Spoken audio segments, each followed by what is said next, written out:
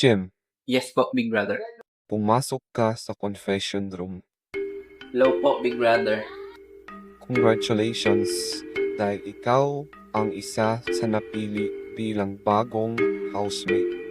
Maraming salamat po, Big Brother.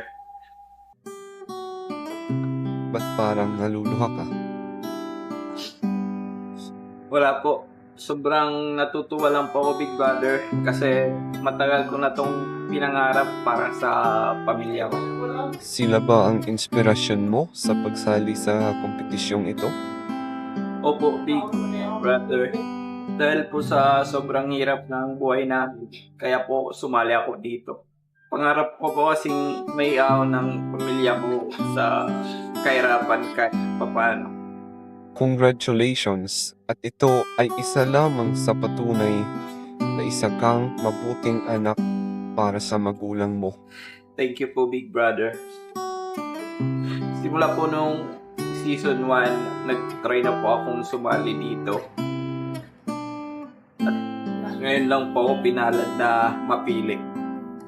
Kaya hindi ko po napigilang maiyak. Naiintindihan kita, Jem. Thank you po, Big Brother. Jem, Yes po, Big Brother. handa ka na ba sa iyong pinakaunang task bilang housemate? Yes po, handang-handa na po, Big Brother. Para sa araw na ito, Jem, ang una mong task ay lumabas ng bahay. Po? Maaari ka nang magpaalam sa ibang housemates. Sir, Makakaalis ka na. Suspended in the air, I hear myself breathing. Before it's too late, I take a step away. Apo, eto na ang tinakdang oras para ipasa sa'yo. ang ano lang. Bago ako mawala, ay dapat kang malaman tungkol sa tinatagong sikreto ng pamilya natin. To, Ang angkan natin ay may lahing manananggal. Pero may twist. Teka lang, wala akong maintindihan. Manananggal?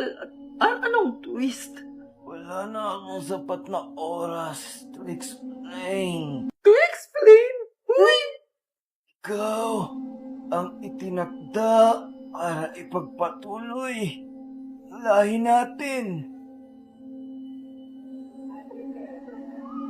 Ito ang magbibigay kasagutan sa lahat ng katanungan mo.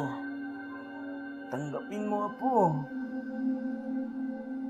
Lo? Anong Lo? Oh!